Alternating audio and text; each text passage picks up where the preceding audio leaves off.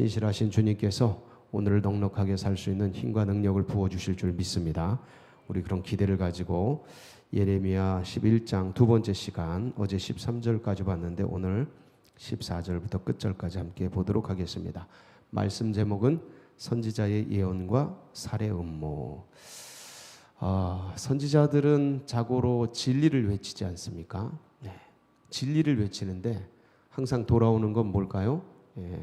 칭찬과 격려가 아니고 항상 조롱과 살해, 음모 이런 것들, 죽이려는 협박 이런 것들이 대부분입니다. 참 신기하게도 예수님께서도 진리를 외쳤었는데 그 진리를 들은 자들이 싫어하죠. 빛이 빛이었으나 어둠이 싫어합니다. 빛을. 참 그 묘한 모순이 있습니다.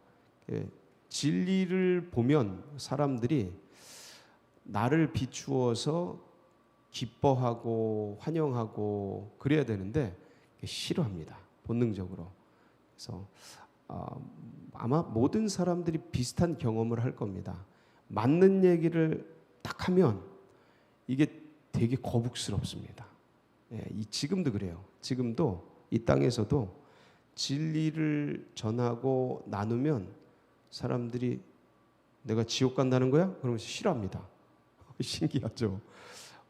그게 아니고 생명의 길로 인도해 주려고 은혜의 길로, 영생의 길로, 천국의 길로 인도해 주려고 지옥 간다라는 게 아니고 지금은 그러면 그렇게 되니 결과적으로 망하게 되니 죽음으로 가게 되니 두 번 죽으니 육도 죽고 영도 죽으니 이쪽으로 돌아와라, 안전지대로 돌아와라 하고 그것을 인식시켜주고 돌이키려고 하는데 인식시키는 거를 싫어해요. 거부하고 거북스러워하고 아주 정말 화냅니다. 어느 때는 정말 죽이려고 하고 그래서 결국 수많은 선지자들이 죽습니다. 그래서 이게 내가 진리를 가지고 있다라는 건 축복이고 은혜고 이 진리의 복음을 내가 누리며 산다는 것보다 행복한 게 없는데 근데 이게 주님이 그런 말씀하시잖아요. 내가 너희를 보냄이 어린 양을 어디로 보낸 것 같아요? 이리 가운데. 이리는 뭡니까? 정글이라는 소리예요. 제가 주님의 이 말씀을 생각하면서 세상이 어떤 세상이다? 정글 같고 밀림 같은 세상인 거예요. 우리는 어린 양 같고 진리를 붙든 사람들은 예수 그리스도를 안 사람들은 이 순진한 어린 양 같은 거예요. 그러니까 이 양들이 이리 가운데 가면 뭐 잡혀 먹죠. 그러니까 살 수 있는 방법이 뭐냐면 뱀같이 지혜롭고 이거 잘 생각해야 됩니다. 뱀같이 지혜로워라. 왜 주님이 원수마귀의 상징인 뱀의 지혜를 얘기하셨을까? 근데 그거는 상징이지. 여러분 뱀은 누가 지으셨어요? 하나님이 지으셨습니다. 그러니까 뱀이 원수마귀의 상징일 뿐이지 뱀은 주님의 창조물이에요. 창세기 보면 뱀이 가장 간교하더라 이렇게 돼 있어요. 근데 그 간교하다라는 것은 우리 한국식의 표현이지 정확한 히브리어 원어는 뱀이 가장 지혜롭도다예요. 지혜롭도다. 그래서 지혜롭게 지어진 짐승이 뱀입니다. 근데 그 이제 타락하고 그래가지고 이제 그렇게 마귀의 상징으로 쓰였을 뿐입니다만 어쨌든 거기서 취하고자 하는 주님의 본질적인 말씀은 그 뱀의 지혜를 가지고서 살면서 비둘기의 순수함을 순전함을 가지고서 살아가는 존재로서 어린 양이 살아야 이리 같고 정글 같은 이 세상 속에서 살아갈 수 있다. 이 얘기를 주님이 하셨는데 여러분 모두가 그렇게 사시길 축복합니다. 그 뱀의 지혜는 누가 주시냐? 주님이 주십니다. 그때 전도 현장, 이 복음의 현장은 척박해요. 이 구약의 예레미야 때나 예레미야가 결국은 맞아 죽습니다. 결국은 예레미야가 순교를 합니다. 애굽에 내려가 가지고 거기서 맞아 죽어요. 그 진리를 외치다가. 그러고 보면 선지자들이 대부분 다 이제 이사야도 복음을 전하다가 전승에 의하면 맞아 죽습니다. 순교당해요. 결국은. 그리고 12사도, 신약의 12사도들도 생각해 보세요. 전부 어떻게 돼요? 뭐 베드로가 거꾸로 매달려서 십자가에서 죽고 순교하죠.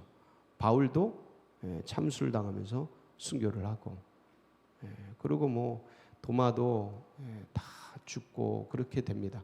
그러니까 복음을 전하는데 왜 이런 일이 생기냐면, 진리를 전하는데 왜 이런 일이 생기냐면 비진리 가운데 있으니 그 비진리를 진리로 믿고 있기 때문에 그렇습니다.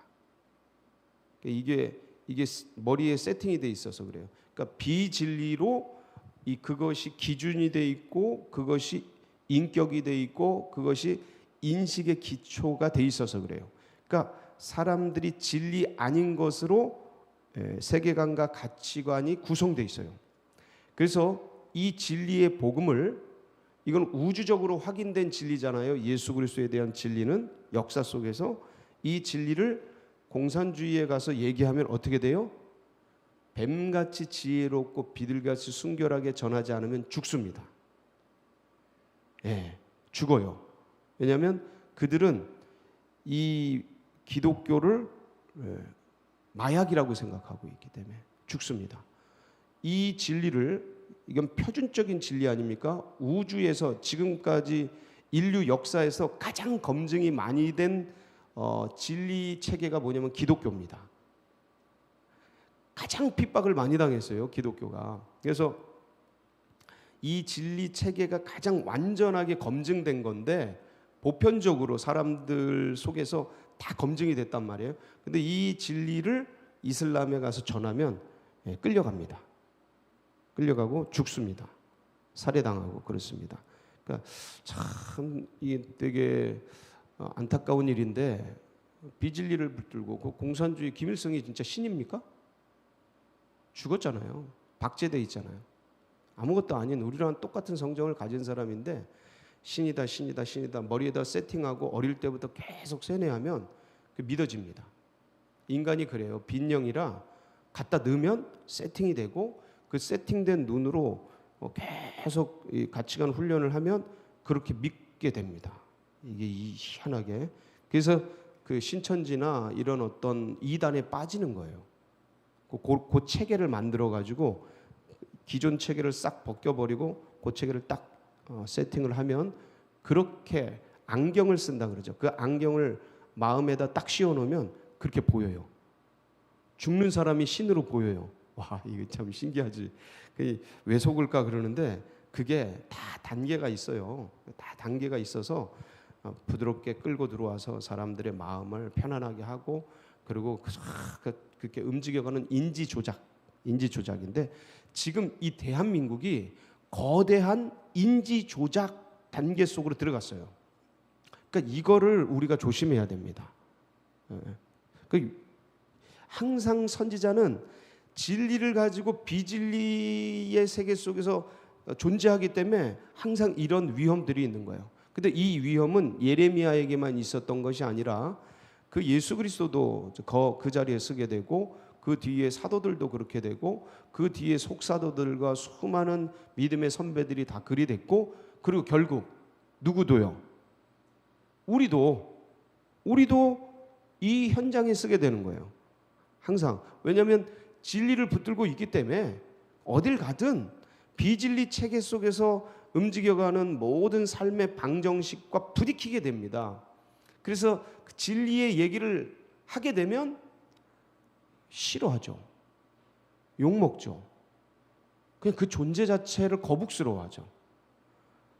그런데 그걸 뛰어넘어야 되니, 그걸 뛰어넘으면서 그걸 어떻게 뛰어넘는단 말이에요. 이게 청년들의 최대 화두입니다. 최대 주제예요, 이게. 이렇게 여기는 죽이려고 하는데, 여기는 죽이려고 합니다. 아나돗 사람들이 예레미야를. 아나돗 출신입니다. 선지자 예레미야가 아나돗 출신이에요. 근데 선지자는 고향에서 대접을 못 받는다고 이 아나도 출신 주민들이 예레미야를 죽이려고 그래요. 그 살해 위협을 느낍니다. 그거를 보면서 경험을 하면서 하나님께 보복하여 주시기를 신원하지 않습니까? 이 지금 내용 자체가. 그래서 하나님이 칼을 뽑아서 전부 죽여버린다는, 칼로 청년들을 죽이고 없애버린다는 그런 말씀이지 않습니까? 지금 얘기가.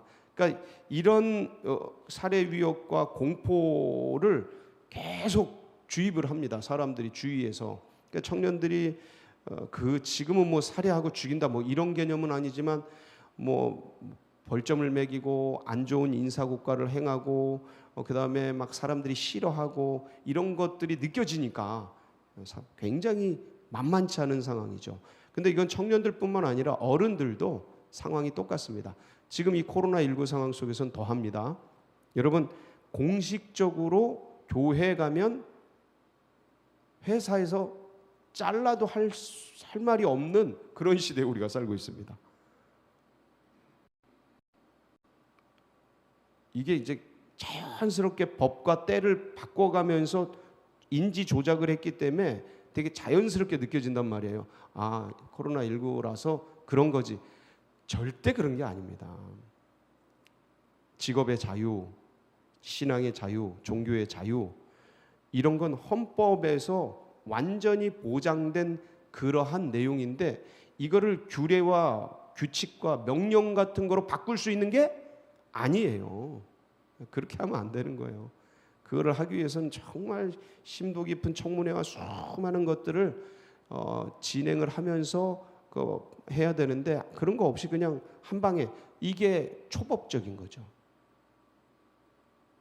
헌법적인 걸 맨 밑에 있는 규율이나 법률, 이제 명령이 그걸 바꿔버리는 거지 않습니까? 근데 어느 순간 자연스러워졌죠. 신기하지 않습니까? 예, 이걸 교단에서 피 튀기게 싸우고 진짜 뱀같이 지혜로운 사람들이 이런 것들을 막아서서 이렇게 이런 방법이 아니고 다른 방법들도 얼마든지 있는데 그런 것들을 해나가야 되는데 그게 쉽지 않은 그런 프레임 속에 던져져 있죠. 저희가 갇혀버렸어요. 근데 더 큰 프레임을 짜야 되는데 거기서 졌죠. 그러니까 이제 우리가 들어가서 그 안에서 이제 이러고 있는 거예요. 이때는 어둠의 때예요. 어둠의 때. 이 어둠의 때는 본질적인 걸 하는 때입니다. 본질적인 거. 신앙을 잘 가꾸면서 내 자녀들, 내 옆에 있는 영향을 미치는 사람들, 그들 세론들, 어떤 그 같이 있는 교우들, 그들의 신앙을 쫙 견고하게 해주고 함께하고 하나하나 이렇게 도와주고 섬기면서 견디는 때예요. 어둠의 때는. 예, 이 어둠의 때는. 그래서 이 선지자가 예언을 하는데 왜 이런 살해 음모를 계속 당하는가? 왜 이런 어려움을 당하는가는 빛이 어둠에 비추면 어둠이 좋아해야 되는데 밝아지니까 근데 싫어한다는 거죠. 본능적으로. 왜 그럴까요? 인간의 죄성 때문에 그렇습니다. 이 안에. 이 죄성이라는 게 죄를 기준으로 한 내 존재가 하나님같이 내 기준이 옳다고 인식하고 있기 때문에 그래요. 모든 사람이 죄를 범하여서 진리에서 이탈되어 있는데 모든 사람이 죄를 범한 상태에서 나는 맞다고 인식하고 있기 때문에 그게 뭐예요? 죄성이에요. 그게 뭐예요? 교만이에요. 인간에게 있는 자체적 교만이에요. 그래서 주님의 진리의 말씀, 진짜 우주 표준이 딱 왔을 때, 아, 주님 감사합니다 하고 이걸 이제 받아들이고, 아, 죄인이 그래 이래야 되는데 그게 잘 안 되는 거예요. 오늘 이 예레미야 선지자가 뭐라고 말해요? 언약으로 돌아오라고 그랬잖아요. 어제 13절까지 언약으로 돌아와라. 너희들 하나님의 명령을 듣고 그리고 순종하며 살아면 너희는 내 백성이 되고 나는 너희 하나님이 되리라. 이 단순한 언약으로 말씀으로 돌아오라는 예레미야의 이 예언의 말씀, 회개의 말씀을 그들이 받았을 때 오늘 이렇게 반응이 나오는 거예요. 죽이려고 그러는 거예요. 자, 잘 보면 언약을 떠나면 항상 뒤에 뭐가 나와요? 우상 숭배가 나옵니다. 어제도 언약으로 돌아오라는 말씀을 드렸잖아요. 근데 그 뒤에 보면, 제가 뒤에는 해석을 안 했어요. 뒤에 보면 너희들이 각 성읍만큼 신들을 섬겼다. 성읍의 수만큼 신들을 섬겼다. 이렇게 얘기해요. 근데 그들이 누구냐면 유대인들이에요. 지금 기독교인들에게 너희들의 도시만큼, 우리나라의 도시가 얼마나 많습니까? 도시만큼 신들을 섬겼다, 우상숭배했다, 이러는 거랑 똑같아요. 뭔 소리래? 하나님 믿고 있는데, 예수님 믿고 있는데 아니라는 거예요. 그 당시의 사람들에게. 그러니까 그 말씀을 미루어 봤을 때 말씀을 떠나면 우상으로 갑니다. 그래서 하나님의 말씀과 그것을 떠나는 것은 우상숭배다라는 이 개념이 성립이 되는 거예요. 그래서 너희는 이 선악을 알게 하는 나무를 따먹지 말아라. 따먹는 날에는 반드시 죽으리라는 이 말씀을 떠나서 그 선악을 알게 하는 나무를 먹는 날에는 눈이 밝아지리라. 너희가 하나님처럼 되리라. 절대로 죽지 않으리라. 이게 주님의 말씀과 완전히 반대잖아요. 뱀의 말이. 그러니까 하나님의 말씀을 떠나는 것, 그래서 뱀의 말을 듣는 게 이게 우상숭배라는 거예요. 그 같이 나와요. 항상 보면. 오늘도 보세요. 하나님의 말씀을 떠나서 너희들이 뭐 한 거예요? 너희들 기도하지 마. 야 예레미야야, 기도하지 마라. 이 백성 메네메네 대결 우바르신 이미 기울어졌어.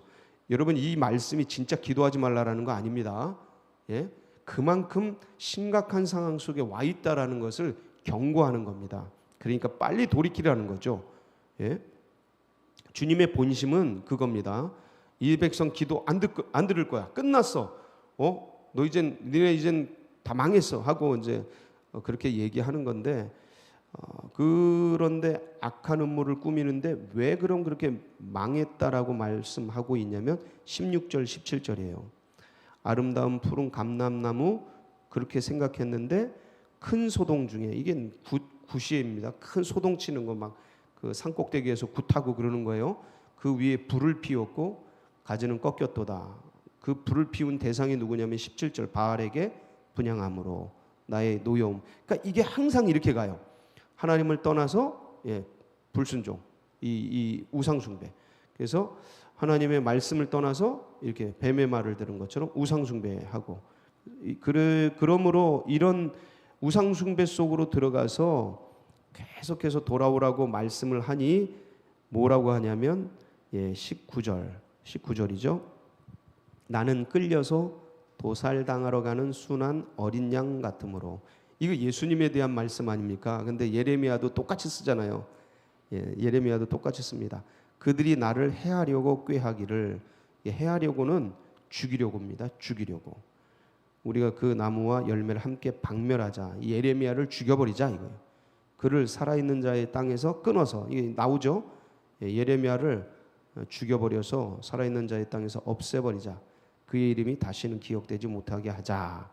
그러니 주님 20절 공의로 판단하시며 사람의 마음을 감찰하시는 만군의 여호와여 나의 원통함. 여러분, 사람들이 죽이려고 할 때는 그 전에 얼마나 많은 모함과 억울함과 이런 걸 갖다 뒤집어 씌웠겠습니까?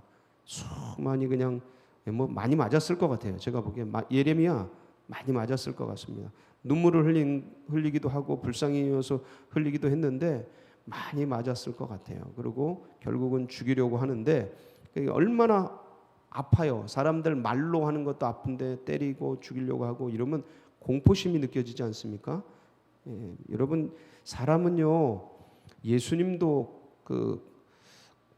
두려워하시지 않습니까? 겟세마네에서 두려워한 겁니다. 십자가를 지러 죽는 그 죽음의 두려움 속에서 그를 치열하게 싸운 거죠. 치열하게. 주님, 아버지 이 잔을 가능하면 내게서 옮기시옵소서. 이게 뭐냐면 피하고 싶은 거예요. 무서우신 거예요. 이게 두려운 겁니다. 인간은 이 감정을 느끼는 게 되게 자연스러워요. 그게 없으면 그건 너무 감정을 죽여버린 거예요. 그것 또한 문제예요. 아픔을 아픔으로 느낄 줄 알아야 돼요. 그 두려운데 그것을 나의 뜻대로 마옵시고 아버지의 원대로 하옵소서 하면서 주님 말씀 아버지를 붙들고 이겨내는 거죠. 내 의지로 그게 가능합니까? 죽음이 오는데 그거 불가능합니다.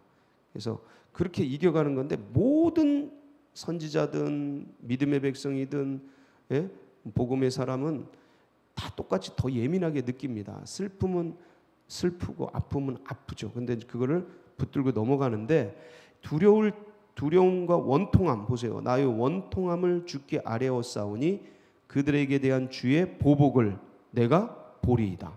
이게 뭡니까? 다윗이 기도하는 거 아닙니까?